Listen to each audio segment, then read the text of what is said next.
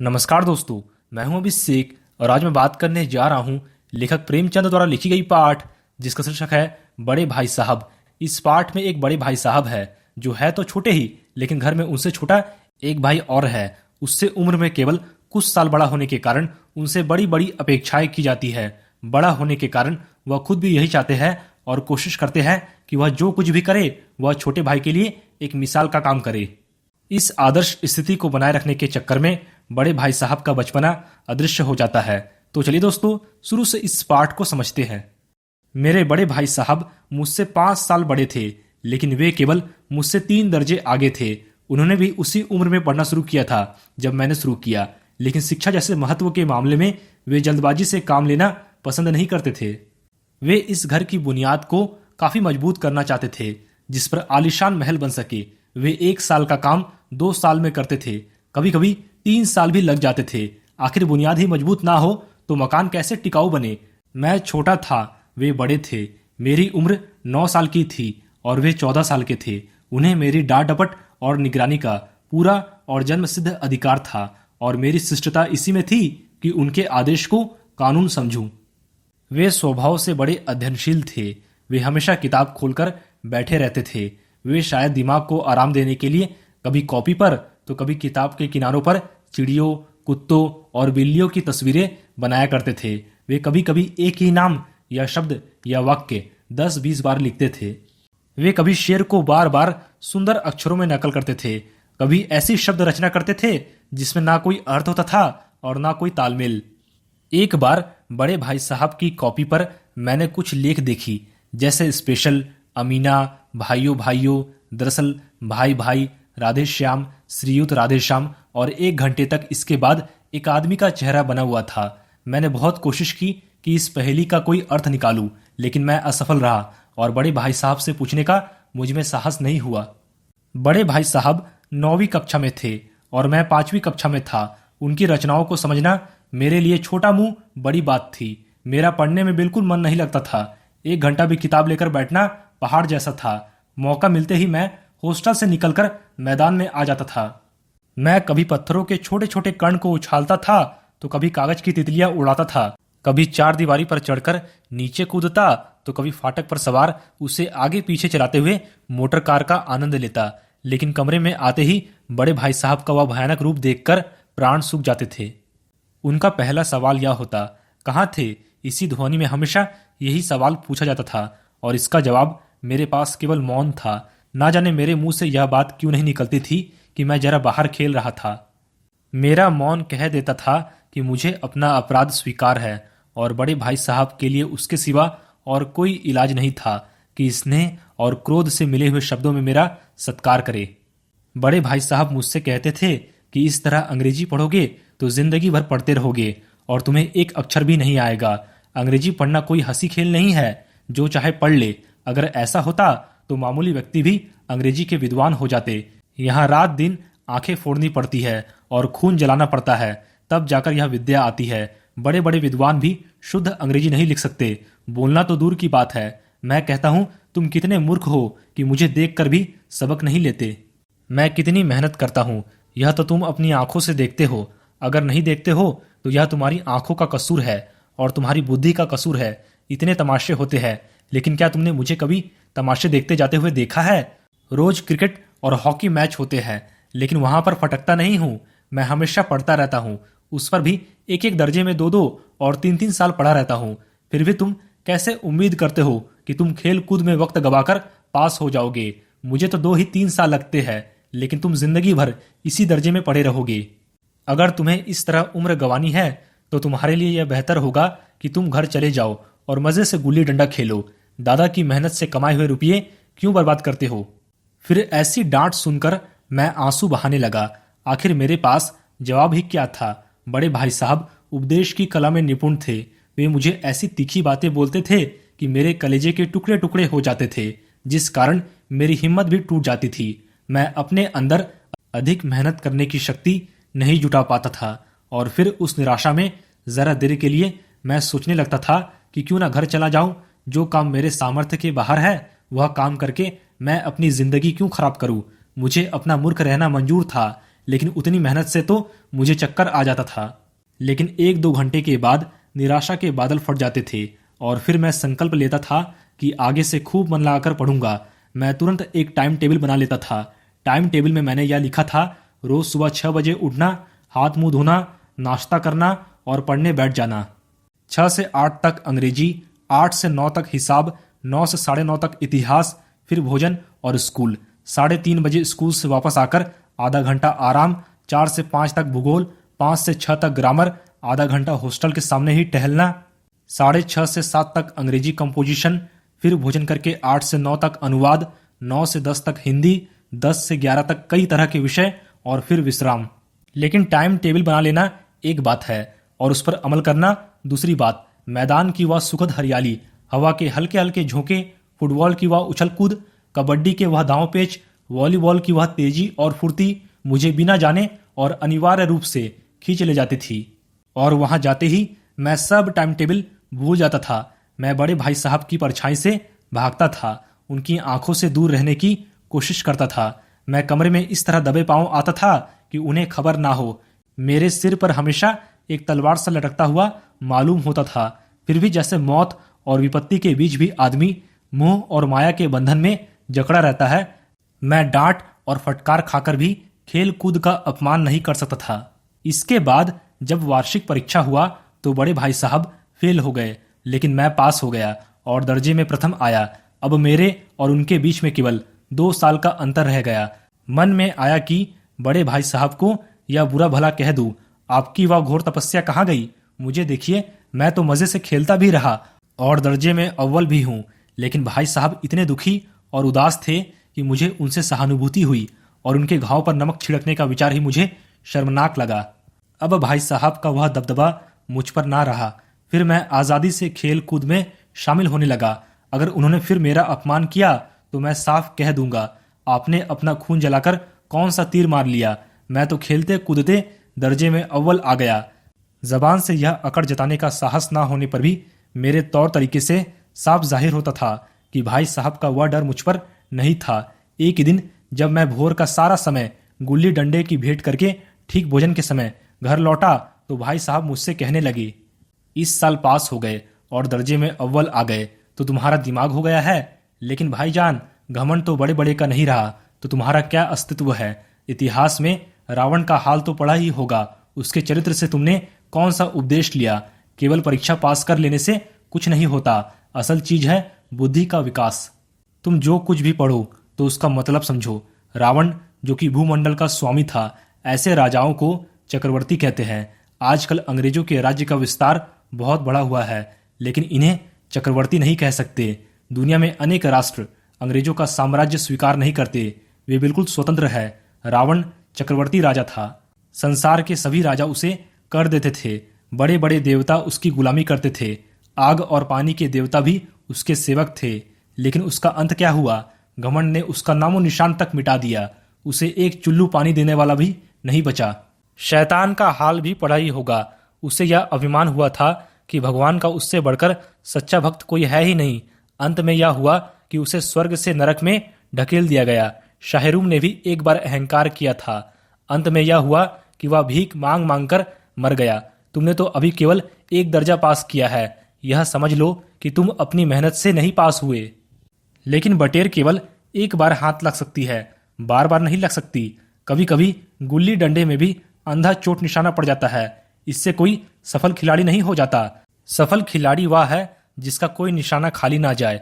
मेरे फेल होने पर मत जाओ। यदि मेरे दर्जे में आओगे तो कठिन परिश्रम करना होगा। जब अलजेब्रा और ज्योमेट्री में बहुत मेहनत करना पड़ेगा और इंग्लिस्तान का इतिहास पढ़ना पड़ेगा। बादशाहों के नाम याद रखना आसान नहीं है। 8-8 हेनरी हो गुजरे हैं। कौन सा कांड किस हेनरी के समय हुआ, ये सब याद करना आसान समझते हो? यदि हेनरी 7वें की जगह हेनरी 8वां लिखा तो सब नंबर गायब, यहां तक कि शून्य भी नहीं मिलेगा। दर्जनों तो जेम्स हुए हैं, दर्जनों विलियम और कोरियो चार्ल्स। दिमाग चक्कर खाने लगता है। लेकिन इन बेचारों को नाम भी ना जुड़ते थे। एक ही नाम के पीछे दोयम, सोयम, चहरुम और पंचुम लगाते चले गए। यदि मुझसे पूछते तो 10 लाख नाम बता देता। और ज्योमेट्री तो बस भगवान ही आश्रय है।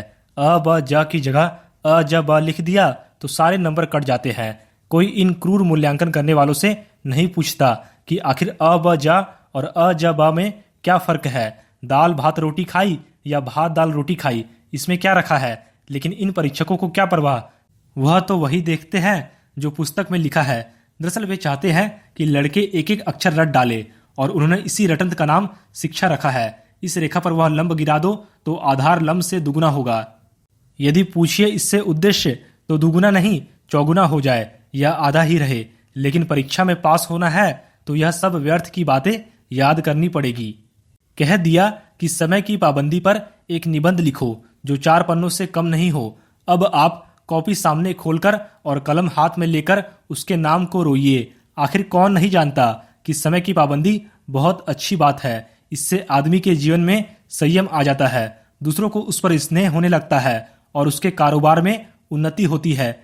लेकिन इस जरा सी बात पर 4 पन्ने कैसे लिखे, मैं तो इसे बेवकूफ़ी कहता हूँ। यह तो समय की बचत नहीं बल्कि उसका दुरुपयोग है कि व्यर्थ में किसी बात को ठूस दिया जाए। हम चाहते हैं कि आदमी को जो कुछ कहना हो तुरंत कह दे, लेकिन नहीं, आपको 4 पन्ने रंगने पड़ेंगे, चाहे जैसे लिखिए, और पन्ने भी पूरे फुल स्केप आकार के। यह छात्रों पर अत्याचार नहीं है तो और क्या है। बुरा तो यह है कि कहा जाता है संक्षेप में लिखो। समय की पाबंदी पर संक्षेप में एक निबंध लिखो जो 4 पन्नों से कम ना हो। संक्षेप में तो 4 पन्ने हुए, नहीं शायद 100-200 पन्ने लिखवाते। दरअसल वे चाहते हैं कि आप तेज भी दौड़िए और धीरे धीरे भी। आखिर यह उल्टी बात है या नहीं, बालक भी इतनी सी बात समझ सकता है। लेकिन इन अध्यापकों को इतना ज्ञान भी नहीं और उस पर दावा है कि हम अध्यापक हैं। बड़े भाई साहब कहते हैं कि मेरे दर्जे में आओगे लाला तो ये सारे पापड़ बेलने पड़ेंगे और तब आटे दाल का भाव मालूम होगा। इस दर्जे में अव्वल आ गए हो तो जमीन पर पाँव नहीं रखते। इसलिए मेरा कहना मानिए, लाखों बार फेल हो गया हूँ लेकिन तुमसे बड़ा हूँ। मुझे इस संसार का तुमसे कहीं ज्यादा अनुभव है। मैं जो कुछ कहता हूँ उसे गांठ बांध लो, नहीं तो पछताओगे। फिर छोटा भाई कहने लगा कि स्कूल का समय निकट था। भगवान ना जाने यह उपदेश माला कब समाप्त होगी।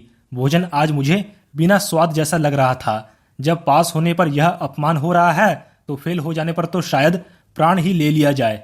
बड़े भाई साहब ने अपने दर्जे की पढ़ाई का जो भयंकर चित्र खींचा था उसने मुझे भयभीत कर दिया। मैं स्कूल छोड़कर घर नहीं भागा, यह आश्चर्य की बात है। लेकिन इतने अपमान पर भी पुस्तकों में मेरी अरुचि पहले जैसी ही बनी रही।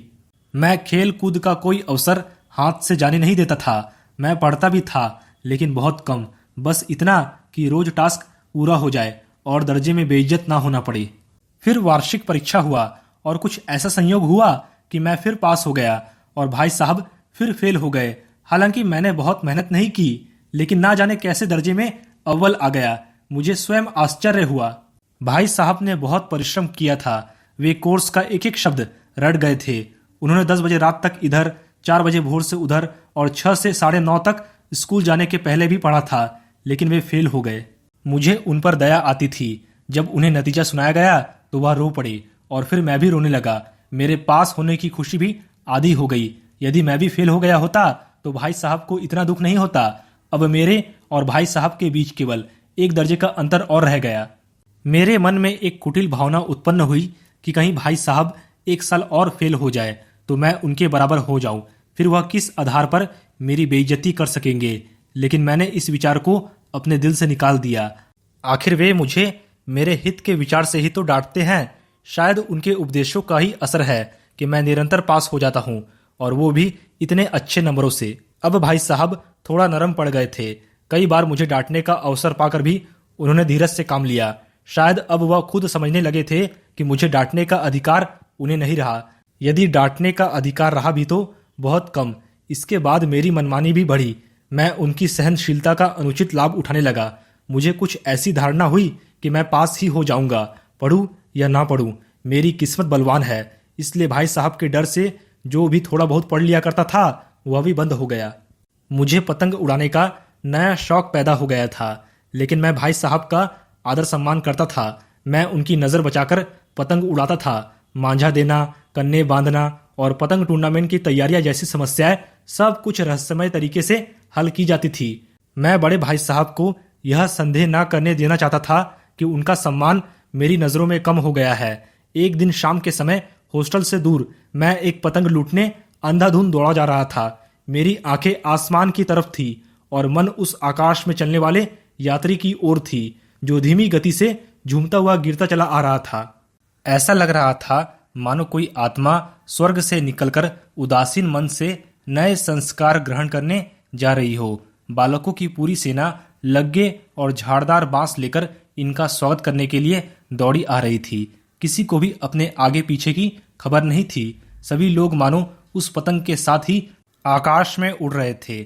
जहां सब कुछ समतल है वहां पर ना तो मोटर कारें है, ना ट्राम है और ना ही गाड़ियां हैं। इसके बाद अचानक भाई साहब से मेरी भेंट हो गई जो शायद बाजार से लौट रहे थे। फिर उन्होंने वहीं मेरा हाथ पकड़ लिया और फिर वे बोले, इन बाजारी लड़कों के साथ धेले के पतंग के लिए दौड़ते हुए तुम्हें शर्म नहीं आती? तुम्हें इसका भी कुछ लिहाज नहीं है कि अब तुम निचली कक्षा में नहीं हो बल्कि 8वीं कक्षा में आ गए हो और मुझसे केवल 1 दर्जन नीचे हो। एक जमाना था जब लोग 8वां दर्जा पास करके नायब तहसीलदार हो जाते थे। मैं कितने ही कम पढ़े लिखे लोगों को जानता हूँ जो आज अव्वल दर्जे के डिप्टी मजिस्ट्रेट या सुपरिटेंडेंट है और कितने ही 8वीं कक्षा वाले हमारे लीडर और समाचार पत्रों के संपादक है। बड़े बड़े विद्वान उनकी अधीनता में काम करते हैं और तुम उसी 8वें दर्जे में आकर बाजारी लड़कों के साथ पतंग के लिए दौड़ रहे हो। मुझे तुम्हारी इस कम अक्ल योग्य पर दुख होता है। तुम बुद्धिमान हो, इसमें शक नहीं, लेकिन वह बुद्धि किस काम की जो हमारे आत्मसम्मान की हत्या कर डाले। फिर बड़े भाई साहब उसे कहते हैं कि तुम अपने दिल में समझते होगे कि मैं भाई साहब से केवल 1 दर्जा नीचे हूं और अब उन्हें मुझको कुछ कहने का हक नहीं है, लेकिन यह तुम्हारी गलती है। मैं तुमसे 5 साल बड़ा हूं और चाहे आज तुम मेरी ही कक्षा में आ जाओ और परीक्षकों का यही हाल है तो निश्चित रूप से अगले साल तुम मेरे बराबर हो जाओगे और शायद 1 साल बाद मुझसे आगे भी निकल जाओ। लेकिन मुझ में और तुम में जो 5 साल का अंतर है उसे तुम तो क्या भगवान भी नहीं मिटा सकता। मैं तुमसे 5 साल बड़ा हूं और हमेशा रहूंगा। मुझे दुनिया का और जिंदगी का जो अनुभव है तुम उसकी बराबरी नहीं कर सकते, चाहे तुम MA और DPhil और D.Litt ही क्यों ना हो जाओ। समझ जो है वो किताबें पढ़ने से नहीं आती बल्कि दुनिया देखने से आता है। हमारी अम्मा ने कोई दर्जा नहीं पास किया और दादा भी शायद 5वीं 6ठी कक्षा के आगे नहीं गए, लेकिन हम दोनों चाहे सारी दुनिया की विद्या पढ़ ले, अम्मा और दादा को हमें समझाने और सुधारने का अधिकार हमेशा रहेगा। केवल इसलिए नहीं कि वे हमारे जन्मदाता है बल्कि इसलिए कि उन्हें दुनिया का हमसे ज्यादा अनुभव है और रहेगा। अमेरिका में किस तरह की राज व्यवस्था है और 8वें हेनरी ने कितने ब्याह किए और आकाश में कितने नक्षत्र है, यह बातें चाहे उन्हें ना मालूम हो, लेकिन हजारों ऐसी बातें हैं जिनका ज्ञान उन्हें हमसे और तुमसे ज्यादा है। ईश्वर ना करे आज मैं बीमार हो जाऊं तो तुम्हारे हाथ पांव फूल जाएंगे, मतलब तुम घबरा जाओगे। हम और तुम तो इतना भी नहीं जानते कि महीने भर का खर्च महीना भर कैसे चले। जो कुछ दादा भेजते हैं उसे हम 20-22 दिन तक खर्च कर देते हैं और फिर पैसे पैसे को मोहताज हो जाते हैं। यहाँ तक कि हमारा नाश्ता भी बंद हो जाता है। धोबी और नाई से नजर हटाने लगते हैं। लेकिन जितना आज हम और तुम खर्च कर रहे हैं उसके आधे में दादा ने अपनी उम्र का ज्यादातर हिस्सा इज्जत और शोहरत के साथ निभाया है और परिवार का पालन भी किया है, जिसमें सब मिलकर 9 लोग थे। अपने हेडमास्टर साहब को ही देखो, वो MA पास है कि नहीं, और वो भी यहाँ के MA पास नहीं बल्कि ऑक्सफोर्ड के। उन्हें 1000 रुपये मिलता है, लेकिन उनके घर का इंतजाम कौन करता है? उनकी बूढ़ी माँ। यहाँ पर हेडमास्टर साहब की डिग्री बेकार हो गई। उनके कर्जदार भी रहते थे, लेकिन जब से उनकी माताजी ने प्रबंध अपने हाथ में ले लिया है तो ऐसा लगता है मानो उनके घर में लक्ष्मी आ गई है। इसलिए यह अहंकार अपने हृदय से निकाल दो कि तुम मेरे नजदीक आ गए हो और अब स्वतंत्र हो। अगर तुम यह बात नहीं मानोगे तो मैं थप्पड़ दिखाकर इसका प्रयोग भी कर सकता हूँ। मैं जानता हूँ कि तुम्हें मेरी बातें जहर लग रही है। इसके बाद छोटे भाई ने कहा, मैं उनकी इस नई युक्ति से नतमस्तक हो गया। मुझे आज सचमुच अपने छोटेपन का अनुभव हुआ और भाई साहब के प्रति मेरे मन में श्रद्धा उत्पन्न हुई। फिर मैंने अपने आंसू भरे आंखों से कहा, बिल्कुल नहीं, आप जो कुछ कह रहे हैं वह बिल्कुल सच है और आपको यह कहने का अधिकार है। फिर भाई साहब ने मुझे गले से लगा लिया और फिर वे बोले, मैं पतंग उड़ाने के लिए मना नहीं करता, मेरा भी जी ललचाता है, लेकिन मैं करूं क्या? खुद बेराह चलूं तो तुम्हारी रक्षा कैसे करूं? संयोग से उसी वक्त एक कटा हुआ पतंग हमारे ऊपर से गुजरा। उस पतंग की डोर लटक रही थी। लड़कों का एक गोल पीछे पीछे दौड़ा चला आ रहा था। भाई साहब तो लंबे हैं ही, इसलिए उन्होंने उछलकर उस पतंग की डोर पकड़ ली और फिर वे बड़ी तेजी से हॉस्टल की तरफ दौड़े और मैं भी उनके पीछे पीछे दौड़ रहा था। तो दोस्तों, इस वीडियो को लाइक और शेयर करके आप हमारा आत्मविश्वास बढ़ा सकते हैं और हमारे चैनल पर पहली बार आए हैं तो चैनल को सब्सक्राइब जरूर करें। धन्यवाद।